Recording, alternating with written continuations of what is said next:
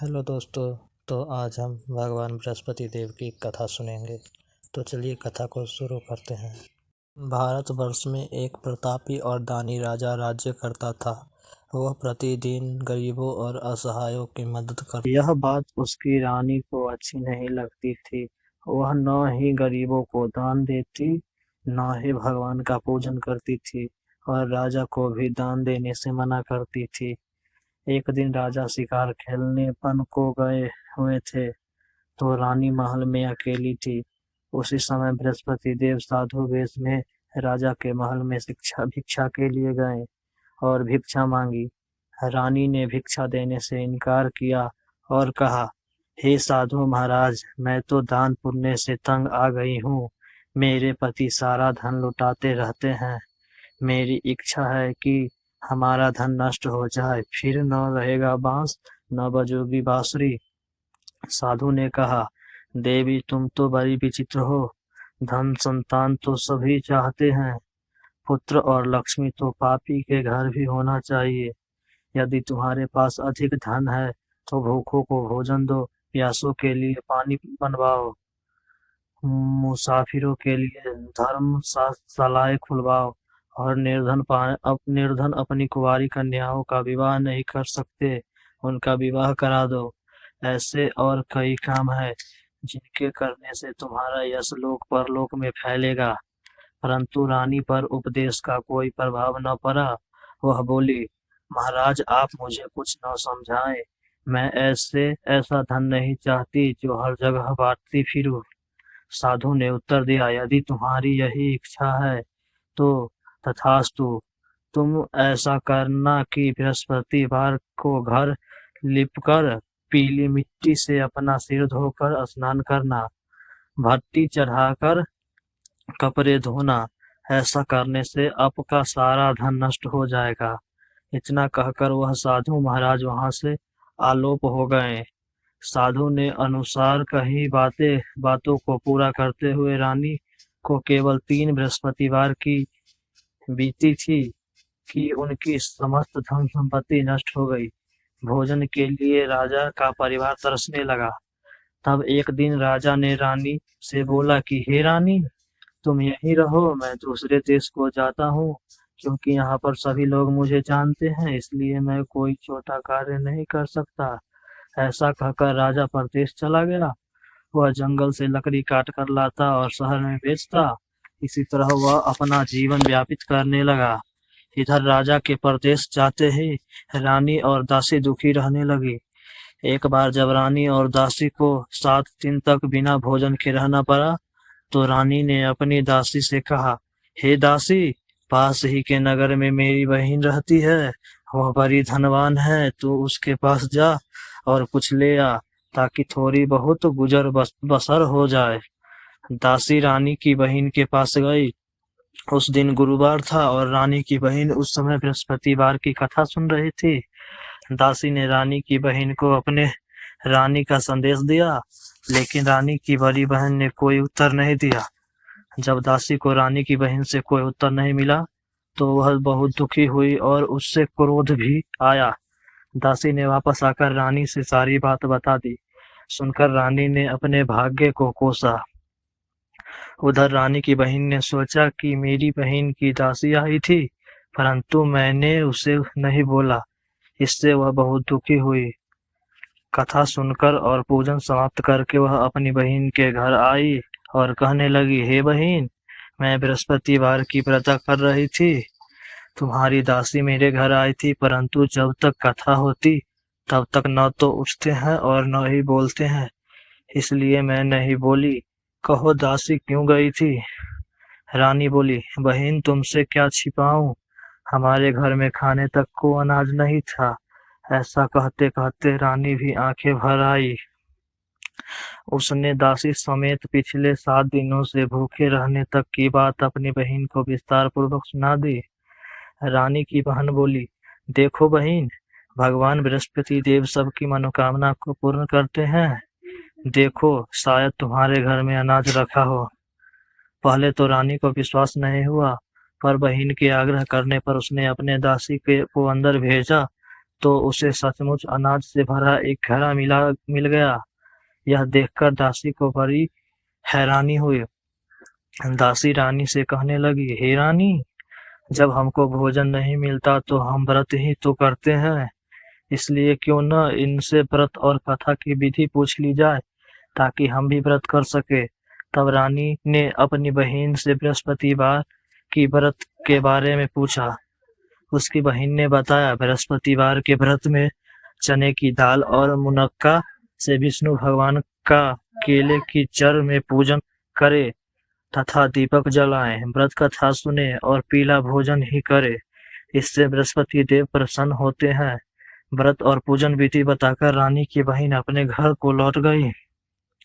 7 दिन के बाद जब गुरुवार आया तो रानी और दासी ने व्रत रखा। घुड़साल में जाकर चना और गुड़ लेकर आई। फिर उससे केले के जड़ तथा विष्णु भगवान की पूजन किया। अब पीला भोजन कहाँ से आए, इस बात को लेकर दोनों बहुत दुखी थे। चूंकि उन्होंने व्रत रखा था, इसलिए बृहस्पति देव उनसे प्रसन्न थे। इसलिए वो एक साधारण व्यक्ति का रूप धारण कर 2 थालों में सुंदर पीला भोजन दासी को दे गए। भोजन पाकर दासी प्रसन्न हुई और फिर रानी के साथ मिलकर भोजन ग्रहण किया। उसके बाद वे सभी गुरुवार को व्रत और पूजन करने लगे। बृहस्पति भगवान की कृपा से उनके पास फिर से धन संपत्ति आ गई, परंतु रानी फिर से पहले की तरह आलस्य करने लगी। तब दासी बोली, देखो रानी, तुम पहले भी इस प्रकार आलस्य करती थी। तुम्हें धन रखने में कष्ट होता था, इस कारण सभी धन नष्ट हो गया, और जब भगवान बृहस्पति की कृपा से धन मिला है तो तुम्हें फिर से आलस्य होता है। रानी को समझाते हुए दासी कहती है कि बड़ी मुसीबतों के बाद हमने यह धन पाया है, इसलिए हमें दान पुण्य करना चाहिए, भूखे मनुष्य को भोजन कराना चाहिए और धन को शुभ कार्यों में खर्च करना चाहिए, जिससे तुम्हारा कुल का यश बढ़ेगा, स्वर्ग की प्राप्ति होगी और पितृ प्रसन्न होंगे। दासी की बात मानकर रानी अपना धन शुभ कार्यों में खर्च करने लगी, जिससे पूरे नगर में उनका यश फैलने लगा। बृहस्पतिवार व्रत कथा के बाद श्रद्धा के साथ आरती की जाने चाहिए। इसके बाद प्रसाद बांटकर उसे ग्रहण करना चाहिए। एक दिन राजा दुखी होकर जंगल में एक पेड़ के नीचे आसन जमाकर बैठ गया। वह अपनी दशा को याद करके व्याकुल होने लगा। बृहस्पतिवार का दिन था। एकाएक उसने देखा कि निर्जन वन में एक साधु प्रकट हुए। वह साधु वेश में स्वयं बृहस्पति देवता थे। लकड़हारे के सामने आकर बोले, हे लकड़हारे, इस सुनसान जंगल में तू चिंता मग्न क्यों बैठा है? लकड़हारे ने दोनों हाथ जोड़कर प्रणाम किया और उत्तर दिया, महात्मा जी, आप सब कुछ जानते हैं, मैं क्या कहूँ। यह कहकर रोने लगा और साधु को अपनी आत्मकथा सुनाई। महात्मा जी ने कहा, तुम्हारी स्त्री ने बृहस्पति देव के दिन बृहस्पति भगवान का निरादर किया है, जिसके कारण रुष्ट होकर उन्होंने तुम्हारी यह दशा कर दी। अब तुम चिंता को दूर करके मेरे कहने पर चलो तो तुम्हारा सब कष्ट दूर हो जाएगा और भगवान पहले से भी अधिक संपत्ति देंगे। तुम बृहस्पति के दिन कथा किया करो, 2 पैसे के चने मुनक्का लाकर उसका प्रसाद बनाओ और शुद्ध जल से लोटे में शक्कर मिलाकर अमृत तैयार करो। कथा के पश्चात अपने सारे परिवार और सुनने वाले प्रेमियों में अमृत व प्रसाद बांटकर आप सभी ग्रहण करो। ऐसा करने से भगवान तुम्हारी सब मनोकामनाएं पूरी करेंगे। साधु के ऐसे वचन सुनकर लकड़हारे बोला, हे प्रभु, मुझे लकड़ी बेचकर इतना पैसा नहीं मिलता जिससे भोजन के उपरांत कुछ बचा सकूं। मैंने रात्रि में अपनी स्त्री को व्याकुल देखा है। मेरे पास कुछ भी नहीं जिससे मैं उसका खबर मांग सकूं। साधु ने कहा, हे लकड़हारे, तुम किसी बात की चिंता मत करो। बृहस्पति के दिन तुम रोजाना की तरह लकड़ियां लेकर शहर को जाओ। तुमको रोज से दुगना धन प्राप्त होगा, जिससे तुम भली भांति भोजन कर लोगे तथा बृहस्पति देव की पूजा की सामान भी आ जाएगा। इतना कहकर साधु अंत ध्यान हो गए। धीरे धीरे समय व्यतीत होने पर फिर वही बृहस्पतिवार का दिन आया। लकड़हारा जंगल से लकड़ी काटकर किसी शहर में बेचने गया। उसे उस दिन एक दिन और दिन से अधिक पैसा मिला। राजा ने चना गुड़ आदि लाकर गुरुवार का व्रत किया। उस दिन से उसके सभी क्लेश दूर हुए। परंतु जब दोबारा गुरुवार का दिन आया तो बृहस्पतिवार का व्रत करना भूल गया। इस कारण बृहस्पति भगवान नाराज हो गए। उस दिन उस नगर के राजा ने विशाल यज्ञ का आयोजन किया तथा शहर में यह घोषणा करा दी कि कोई भी मनुष्य अपने घर में भोजन न बनाए, न आग जलाए। समस्त जनता मेरे यहाँ भोजन करने आवे। इस आज्ञा को जो न मानेगा उसे फांसी की सजा दी जाएगी। इस तरह की घोषणा संपूर्ण नगर में करवा दी गई। राजा के आज्ञा अनुसार शहर के सभी लोग भोजन करने गए, लेकिन लकड़हारा कुछ देर से पहुंचा, इसलिए राजा उनको अपने साथ घर लिवा गए और ले जाकर भोजन करा रहे थे तो रानी की दृष्टि उसे खूंटी पर पड़ी जिस पर उसका हार लटका हुआ था। वह वहां पर दिखाई नहीं दिया। रानी ने निश्चय किया कि मेरा हार इस मनुष्य ने चुरा लिया है। उसी समय सिपाहियों को बुलवाकर उसको कारागार में डलवा दिया। जब लकड़हारा कारागार में पड़ गया और बहुत दुखी होकर विचार करने लगा कि न जाने कौन है पूर्व जन्म के कर्म से मुझे यह दुख प्राप्त हुआ है, और उसी साधु को याद करने लगा जो कि जंगल में मिला था। उसी समय तत्काल बृहस्पति देव साधु के रूप में प्रकट हुए और उसकी दशा को देखकर कहने लगे कि अरे मूर्ख, तूने बृहस्पति देव की कथा नहीं की, इस कारण तुझे दुख प्राप्त हुआ है। अब चिंता मत कर, बृहस्पतिवार के दिन कारागार के दरवाजे पर 4 पैसे पड़े मिलेंगे। उनसे तू बृहस्पति देव की पूजा करना, तेरे सभी कष्ट दूर हो जाएंगे। बृहस्पति के दिन उसे 4 पैसे मिले। लकड़हारे ने कथा कही। उसी रात्रि को बृहस्पति देव ने उस नगर के राजा को स्वप्न में कहा, हे राजा, तुमने जिस आदमी को कारागार में बंद कर दिया है वह निर्दोष है, वह राजा है, उसे छोड़ देना। रानी का हार उसी खूंटी पर लटका है। अगर तू ऐसा नहीं करेगा तो मैं तेरा राज्य को नष्ट कर दूंगा। इस तरह रात्रि के स्वप्न को देखकर राजा प्रातः काल उठा और खूंटी पर हार देखकर लकड़हारे को बुलाकर क्षमा मांगी तथा लकड़हारे को योग्य सुंदर वस्त्र आभूषण देकर विदा कर दिया। बृहस्पति देव की आज्ञा अनुसार लकड़हारा अपने नगर को चल दिया। राजा जब अपने नगर को के निकट पहुंचा तो उसे बड़ा आश्चर्य हुआ। नगर में पहले से अधिक बाग, तालाब, कुएं तथा बहुत सी धर्मशाला, मंदिर आदि बन गई है। राजा ने पूछा, यह किसका बाग और धर्मशाला है? तब नगर के सब लोग कहने लगे, यह सब रानी और बांदी के हैं। तो राजा को आश्चर्य हुआ और गुस्सा भी आया। जब रानी ने यह खबर सुनी तो कि राजा आ रहे हैं तो उन्होंने बांदी से कहा कि हे दासी, देख राजा हमको कितनी बुरी हालत में छोड़ गए थे। हमारी ऐसी हालत देखकर वह लौट न जाएं, इसलिए तू दरवाजे पर खड़ी हो जा। आज्ञा अनुसार दासी दरवाजे पर खड़ी हो गई। राजा आए तो उन्हें अपने साथ लिवा लाई। तब राजा ने क्रोध करके अपनी रानी से पूछा कि यह धन तुम्हें कैसे प्राप्त हुआ? तब उन्होंने कहा, हमें यह सब धन बृहस्पति देव के इस व्रत के प्रभाव से प्राप्त हुआ है। राजा ने निश्चय किया कि 7 रोज बाद तो सभी बृहस्पति देव का पूजन करते हैं, परंतु मैं प्रतिदिन में 3 बार कहानी तथा रोज व्रत किया करूंगा।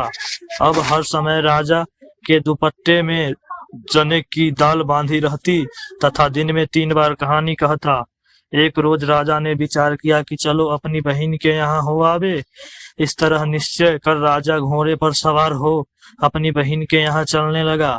मार्ग में उसने देखा कि कुछ आदमी एक मुर्दे को लिए जा रहे हैं। उन्होंने रोककर राजा कहने लगे, अरे भाइयों, मेरी बृहस्पति देव की कथा सुन लो।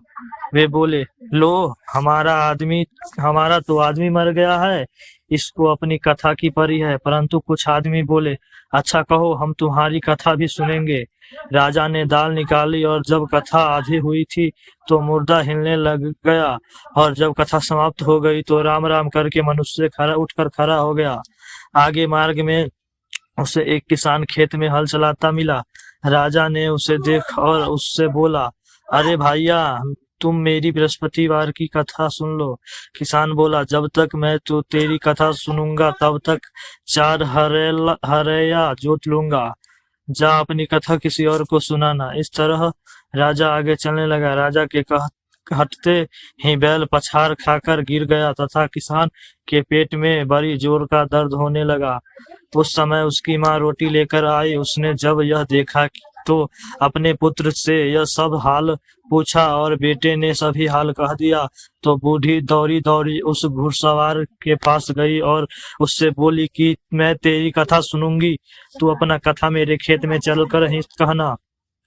राजा ने बुढ़िया के खेत पर जाकर अपनी कथा कही। उसके सुनते ही वह बैल उठकर खड़ा हुआ तथा किसान के पेट का दर्द भी बंद हो गया। राजा अपनी बहन के घर पहुंचा। बहन ने भाई की खूब मेहमानी की। दूसरे रोज प्रातः काल राजा जागा तो वह देखने लगा कि सब लोग भोजन कर रहे हैं। राजा ने अपनी बहन से कहा, ऐसा कोई मनुष्य है जिसने भोजन नहीं किया हो? मेरी बृहस्पतिवार की कथा सुन ले। बहन बोली, हे भैया, यह देश ऐसा ही है कि पहले यहाँ लोग भोजन करते हैं, बाद में अन्य काम करते हैं। अगर कोई पड़ोस में हो तो देखाओ। वह ऐसा कहकर देखने चली गई, परंतु उसे कोई ऐसा व्यक्ति नहीं मिला जिसने भोजन न किया हो। अतः वह एक कुम्हार के घर गई जिसका लड़का बीमार था। उसे मालूम हुआ कि उनके यहाँ 3 रोज से किसी ने भोजन नहीं किया है। रानी ने अपने भाई की कथा सुनने के लिए कुम्हार से कहा। वह तैयार हो गया। राजा ने जाकर बृहस्पतिवार की कथा कही, जिसको सुनकर उसका लड़का ठीक हो गया। अब तो राजा की प्रशंसा होने लगी।